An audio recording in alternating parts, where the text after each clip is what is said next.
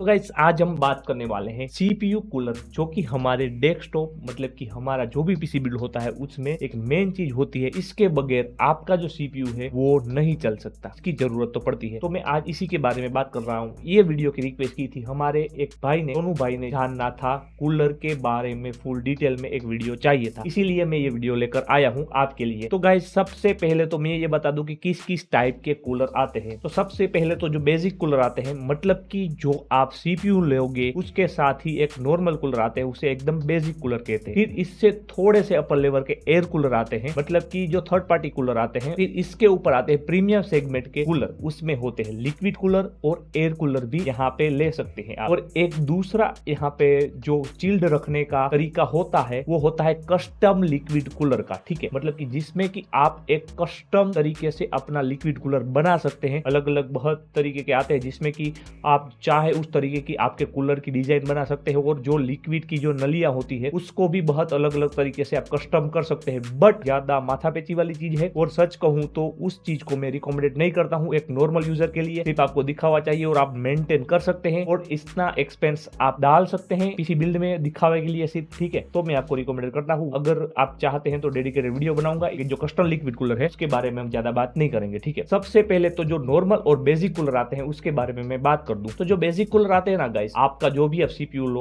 i3 लो, i5 लो, उसके साथ जो बेसिक कूलर आते हैं, मतलब कि उसको ही बेसिक कूलर कहते हैं। जो उसके ब्रांड की तरफ से जो कूलर आते हैं, थर्ड पार्टी कूलर जो थोड़े से इससे ज्यादा अच्छी आपको थर्मल मेंटेन करके देंगे, वो आते हैं एकदम थर्ड पार्टी कूलर। और बेसिक कूलर 1500 2000 में जो मिल जाते हैं, इस तरीके के अलग अलग कूलर आते हैं, जो कि आप इसे थर्ड पार्टी या बेसिक कूलर कह सकते हो, ठीक है। मैं ये भी बता दूं, जिस भी सीपीयू के साथ, मतलब कि आप जो कोई सीपीयू परचेस कर रहे हो उसके साथ आपको एक कूलर मिल रहा है, तो उसको सच में जरूरत नहीं है एक बड़े लिक्विड कूलर की, ना तो एक खतरनाक बड़े एयर कूलर की, ठीक है। उसमें आपका काम है वो चल जाने वाला है एक नॉर्मल और एक बेसिक कूलर से। और चाहो तो थोड़ा सा पैसा डाल के आप एक थर्ड पार्टी कूलर लेके भी उसमें काम चला सकते हो, और उसमें ही आपको बहुत ही अच्छे टेम्परेचर मिल जाएंगे, ठीक है। इसमें आपको फिर खर्चा करने की जरूरत नहीं है एक बड़ा सा लिक्विड कूलर या एक बड़ा एक्सपेंसिव कूलर लेने की। ये बात समझ लेना। अभी बात आती है जो हाई एंड सीपीयू आते हैं, वो बहुत ही ज्यादा हीट भी प्रोड्यूस करते हैं। मतलब यहाँ पे ये है, अभी जो नए जो जनरेशन के फिर i5 में जो सबसे अपर वाले होते हैं, या सबसे अपर वाले राइजन 5 में होते हैं, i7 में होते हैं, राइजन 7 में होते हैं, या i9 में होते हैं, या राइजन 9 के जो सीपीयू है उस सभी में बहुत ही हाई एफिशिएंट पावर होता है, जिससे कि जो हीट है वो भी बहुत ज्यादा प्रोड्यूस होती है, ठीक है। तो इसके लिए जो कूलर यूज होते हैं उसके बारे में अभी हम बात कर लें। तो इसमें आप लगा सकते हो एयर कूलर भी लगा सकते हो, और लिक्विड कूलर भी लगा सकते हो। अभी एयर कूलर की बात कर रहा हूं तो नॉर्मल मैंने जैसे कहे थर्ड पार्टी कूलर आप कोई भी ले लो, उस तरीके से नहीं। एयर कूलर ऐसे कि 2-3 फैन वाले और एकदम पावर कूलर है, मतलब कि कुछ इस तरीके के आप देख सकते हो, या 3 फैन 2 फैन वाले बहुत ही हाई एंड प्रीमियम कूलर है, जो कि आपको 3000 या 5000 के आसपास देखने मिलते हैं। उस तरीके के कूलर आप i9 और राइजन 9 के जो सीपीयू आते हैं अभी के टाइम के भी, उसके साथ भी लगा सकते हो, और बहुत ही अच्छा टेम्परेचर दे देता है। मतलब कि आपको एक लिक्विड कूलर से जितना अच्छा टेम्परेचर मिलता है उतना ही अच्छा टेम्परेचर आपको इसमें भी देखने मिल जाता है। इतना कम टेम्परेचर मेंटेन करके रखते हैं हाई एंड प्रीमियम क्वालिटी के जो एयर कूलर होते हैं वो, ठीक है। तो इसको भी आप कंसीडर कर सकते हो। बट अभी यहाँ पे मैं बता दूं कि इसमें प्रॉब्लम क्या है। तो गाइस पहले तो ये हर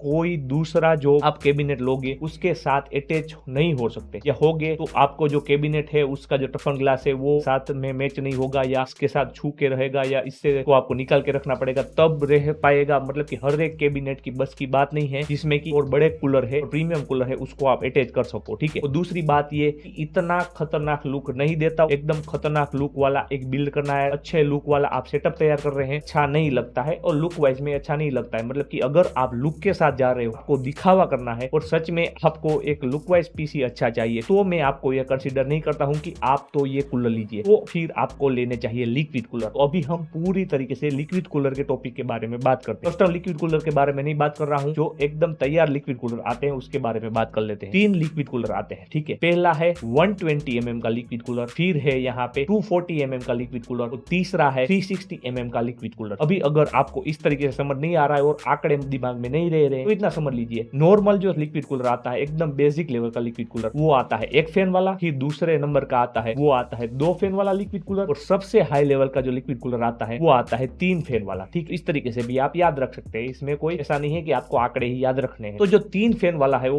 ऑब्वियस सी बात है कि सबसे अच्छे टेम्परेचर आपको आपको देगा, फिर 2 फैन वाला है उससे थोड़े से कम देगा, और 1 फैन वाला है उससे कम देगा। अभी एक फैन वाले के बारे में बात कर लो, मतलब कि 120 mm के जो लिक्विड कूलर है उसके बारे में मैं आपको बता दूं तो सच कहूं तो इसको परचेस करना ही नहीं चाहिए, ठीक है गाइस। हाँ, अगर आप चाहते हो सिर्फ लुक वाइज ही आप मैटर कर रहे हो, देख रहे हो, और आप बजट कम है तो आप इसे चॉइस कर सकते हो, बट मैं सच में कहूं तो इसको मैं रिकमेंडेड नहीं करता हूं। और ये अच्छा है कि ये जो प्राइस में आता है उसमें एक आपको प्रीमियम क्वालिटी का अच्छा एक एयर कूलर मिल जाएगा। तो इससे अच्छा है कि 120 mm का 5000 या 4000 वाला आप एक लिक्विड कूलर लो, उससे अच्छा है कि एक अच्छा आप 3-4 हजार के अंदर, 3-4 हजार और 5000 के अंदर आपको एक अच्छा एयर कूलर मिल जाएगा, उसको आप परचेस कर सकते हो। हाँ, फिर आपका कैबिनेट उसको सपोर्ट करता है या नहीं वो भी आपको देखना है। वहीं पे हाँ, मैंने जैसे कहा कि एयर कूलर की मैंने बात की कि जो कैबिनेट होते हैं उसमें सपोर्ट होना चाहिए, तो वैसे तो इस तरीके की बात आती है लिक्विड कूलर में भी, बट जो नॉर्मल से नॉर्मल, बेसिक से बेसिक अभी के टाइम पे जो कैबिनेट आते हैं उसमें भी आपको लिक्विड कूलर अटैच करने के आपको ऑप्शन मिल जाते हैं। 40 mm या 120 mm के जो लिक्विड कूलर है वो तो आप ऊपर की तरफ भी माउंट कर सकते हो, उस तरीके के आपको ऑप्शन मिल जाते हैं सारे कैबिनेट में। जो 3000 वाले आती है, 3000 से कम में भी आते हैं उसमें। और अगर आप 360 mm का मतलब कि 3 फैन वाला लिक्विड कूलर आप अटैच करना चाहते हैं कैबिनेट में तो उसके ऑप्शन भी आपको मिल जाते हैं। बेसिक से बेसिक कैबिनेट है उसमें आगे की तरफ, और जो थोड़े से एक्सपेंसिव कैबिनेट होते हैं उसमें आप ऊपर की तरफ भी माउंट कर सकते हो लिक्विड कूलर, उस तरीके के आपको इसमें ऑप्शन मिल जाते हैं। तो लिक्विड कूलर और एयर कूलर में यही एक डिफरेंट है। जो प्रीमियम क्वालिटी के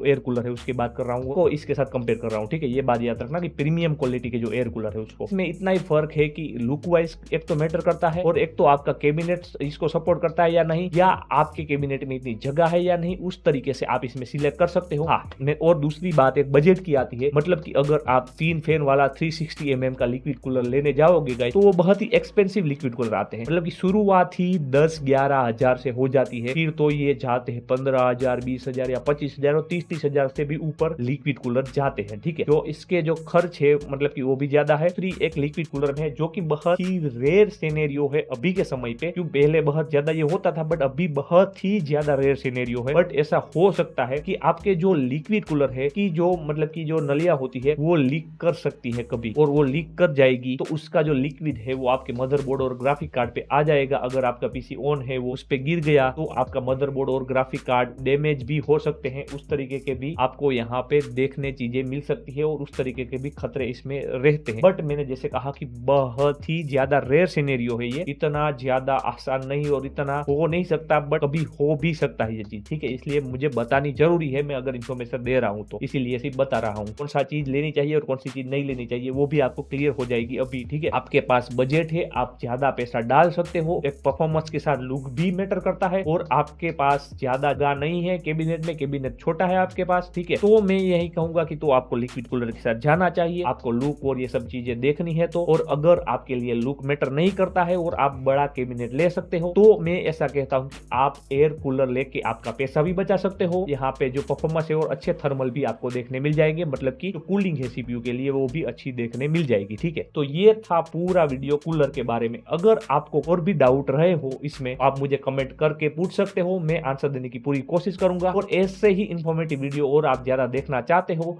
तो हमारे चैनल को आप सब्सक्राइब कर सकते हो।